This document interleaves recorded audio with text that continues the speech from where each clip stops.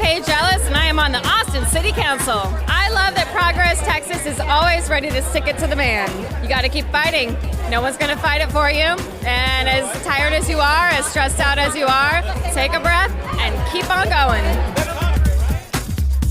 It's Friday, January 30th, 2026, and this is the Progress Texas Daily Dispatch, rapid response on the breaking news stories Texas progressives need to know.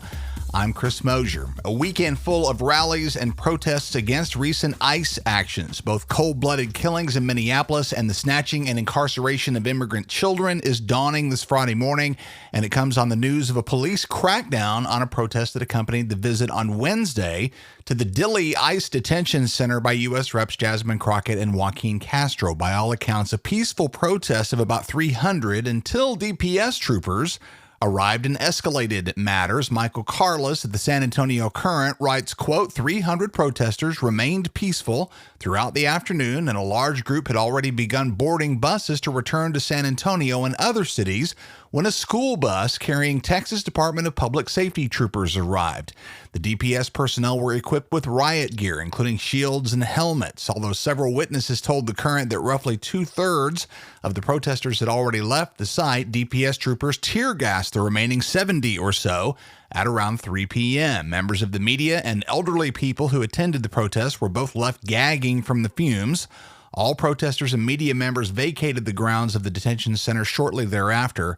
At least 2 people were reportedly taken into custody, unquote, and that becomes the backdrop of Texas's participation in the national anti-ICE shutdown being called today across the country. Jeff Abbott at the El Paso Times says a coalition of activist groups have called for 2 days of solidarity with immigrants who have been detained by the still accelerating Trump crackdown.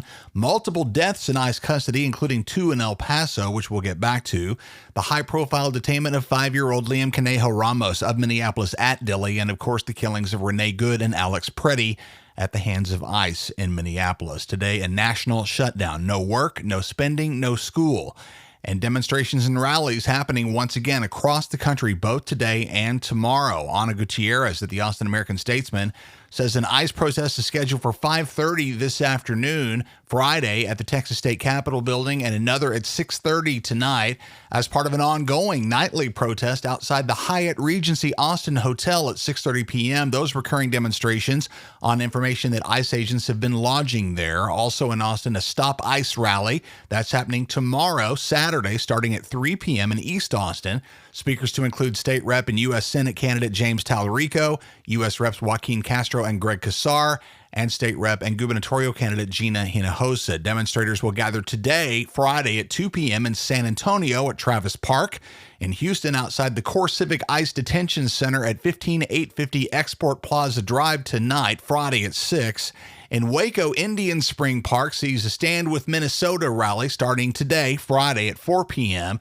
And there are many more to be found all across the state of Texas. And always at Progress Texas, we encourage you to show up, be loud, and be proud, but also to realize that now more than ever and nowhere more intensely than in Texas, ICE and DPS are looking for any excuse to escalate matters, as we saw this week at the Dilley ICE lockup. Head on a swivel, take care of your neighbor, and keep it clean, safe, and smart.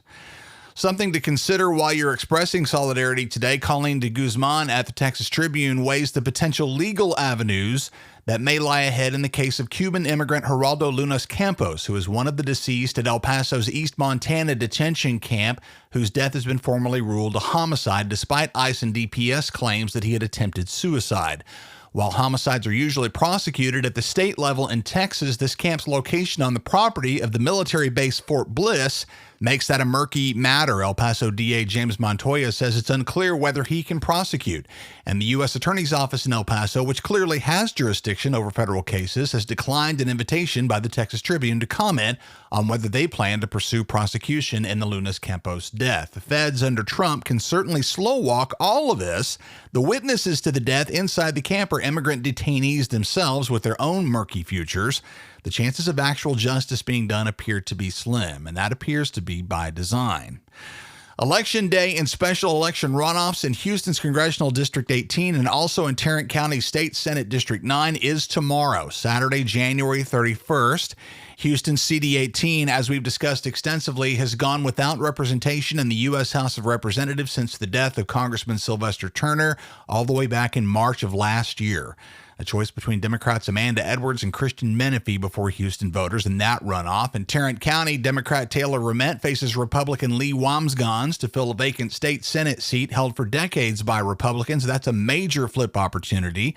We've included a rundown on the SD9 race from the Lone Star Project in the show notes this morning. They highlight SD9's choice between proud to serve and paid to hate. Democrat Taylor Ramette, whose, quote, background as an Air Force veteran, a machinist and local labor leader, reflects a hard-nosed and practical focus on working-class families, unquote, or Republican Lee Wambsgans, notably, quote, not a local official, nor activist with Texas roots or a grassroots following, not an entrepreneur, a conservative business person, nor an activist mom, unquote, but rather a right-wing Christian nationalist crusader of the professional class, born in Virginia, raised in Oklahoma, introduced to hard-right zealotry while living in Colorado, and scoring a dream job in North Texas with the extreme right-wing cellular service company Patriot Mobile. 100% MAGA drama. Not a product of public service or policy experience. No business in the Texas Senate. Going to be cold again up in North Texas tomorrow, by the way, but that's no excuse. Streets should be relatively dry this time, so bundle up and get out there, y'all. A special election runoff in a midterm year with the impacts of bad weather. Turnout is likely to end up somewhat low in both of these runoffs, which means your vote counts huge. For the rest of us, the March primary looms, and now's the time to confirm your registration. The deadline on that is Monday. This Monday, February the 2nd, and early voting in the primary will start on February 17th. See the show notes for Texas 2026 March primary ballot form from the Texas Tribune that you can use right now with your home address to see who will be on the ballot in the primary in which you choose to vote. Everything you need to make sure your registration's in order can be found at govotetexas.org. Once again, the U.S. Postal Service has issued guidance that they may not postmark a piece of mail on the same day it's dropped off. The later you wait to send in your mail-in ballot, the more likely it is to be late and thus rejected. If you're voting by mail, get that done as soon as you can. See also in the show notes new rundowns on voter registration from both the Austin Chronicle and KUT Radio in Austin. Our mission at Progress Texas is to improve and save Texans' lives by acting on our shared bold progressive values, and that starts with countering the billionaire and corporate-funded disinformation machine. While we enjoy the support of hundreds of partners, chances are that you, dear listener, haven't joined the team yet. If you're a regular, let's get you on board right now. Huge thanks to Carla Schoonover Porter, Kathy Janae, and Cheryl Thorpe. We appreciate all of you very much. Join them and the team at progresstexas.org. We're expanding our top-rated podcast network to include Spanish-speaking media to increase the reach of our progressive messages daily. See the link in the show notes to make your donation towards Spanish media today at Progress Texas. That's the Progress Texas Daily Dispatch for this Friday, January 30th, 2026. Links to all these original stories can be found in our show notes. Progress Texas is an independent, nonprofit, rapid response media organization. While campaigns come and go, we're the permanent home for progressive media and action in the Lone Star State. I'm Chris Mosier. Thanks so much for listening. Have a great weekend. Once again, demonstrators, be safe and head on a swivel, and we'll see you again on Monday.